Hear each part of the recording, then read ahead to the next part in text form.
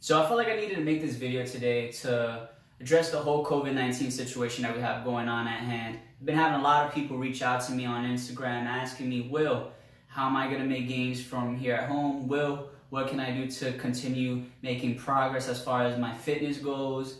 Will, I'm losing motivation, I don't know what to do. Will, I'm getting lazy and complacent and claustrophobic, and then it goes on and on and on and on and on.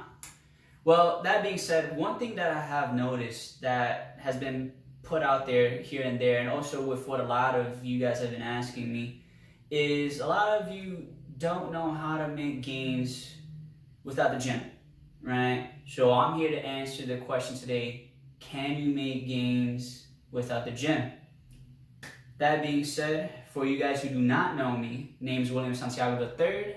I'm a NASM certified personal trainer based out of New York City. If you're looking to get in the best shape of your life, feel free to reach out to me on Instagram at Will2Gain. Even if you're not in the NYC area, you still want to train, still want to get in good shape, right? Without the gym, or even with the gym, or with whatever you have access to at the moment, feel free to reach out to me. I also do online coaching. That being said, the whole plug and promotion out the way, let's get to the task at hand. Let me explain to you guys why you can still make gains without the gym. So here's the thing. When it comes to our muscles, right? When most of us, we're trying to build our muscles, we're trying to sculpt our body, we're trying to look better, trying to feel better, right? As far as muscle building goes, our muscles do not know load. It does not know how much I am lifting, whether it be 10 pounds or 100 pounds. That being said though, there's a big difference between 10 pounds and 100 pounds. What's the difference? It's the amount of stress that it can place upon a given muscle group that I'm trying to work. That being said, in order for us to induce muscle growth, hypertrophy, right, which we all want to do, we have to place enough stress on a given muscle group in order to give it a reason to grow, right? If for example, let's say, take myself, right? I consider myself to be anywhere between an intermediate to advanced level athlete, right? For me, doing sets of 100 squats, yeah, it'll give me a good burn in my quads and my glutes and stuff, but it won't be enough for me to elicit muscle growth in my legs, right? I need to place more stress on my legs in order to see them continue to grow and develop. So what do? I start performing pistol squat variations, right? One-legged squats. I start performing single-legged Romanian deadlifts using my body weight. In this way, what I'm doing now is I'm placing more of the load, more of the stress on one side rather than working them both together synergistically, right? By placing more stress on one side on that given limb that I'm trying to build, it's doing one of two things. One is giving me enough stress so I can actually induce more muscle growth, more hypertrophy.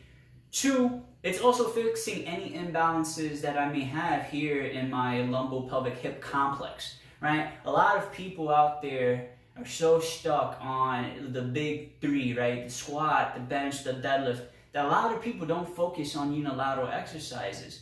You know, what about your single-legged squats, right? What about your lunges, right? What about, doing, broad jumps, side to side, ice skaters, cariokas, just different movements, not just lifting weight and being a juice monkey, you know what I'm saying?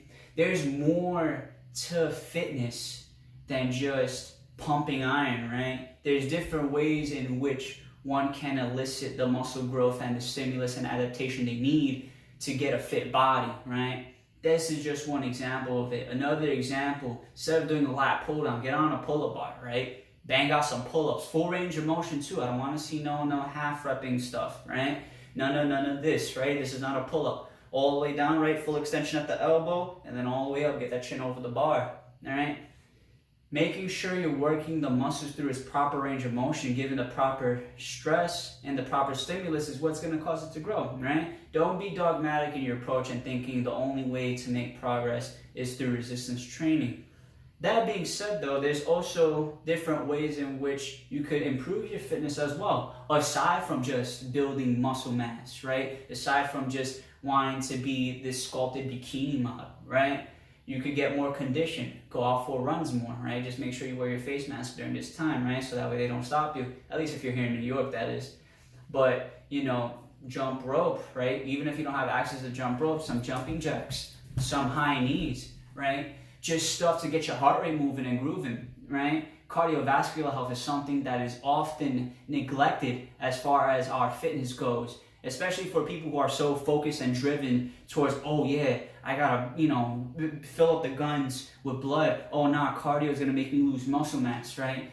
How about let's take a different approach as far as your training goes, and let's get different goals, right? Maybe instead of wanting to be this big juice monkey, right? Why not work on your flexibility? Some of you guys can't even touch your toes, for God's sake, you know what I'm saying? So this is more of a video to really get your guys' point of view, your perspective, to really open it, right? There's more ways to be able to just stay fit and stay active and even continue to make progress than just pumping iron. There's so many different goals and aspirations that you can have instead of just being the biggest dude that you could possibly be, or being the most sculpted big booty girl on Instagram that you could possibly be. You know what I'm saying? So that being said, I hope you guys have taken away a little something from this video and also decide to apply it to yourself, rather than just focusing on being worried that, oh yeah, I'm gonna lose 2 inches on my arm. Maybe improve your cardiovascular health, maybe improve your mobility, your flexibility, and maybe get a little bit creative with your training, start doing some body weight stuff, get good at your pull-ups, get good at your push-ups, get good at your single leg work. And that's it, people. No excuses, right? If you like the video, like the video. If you appreciate the content I have to give you, subscribe, you already know, and more videos coming at you very soon.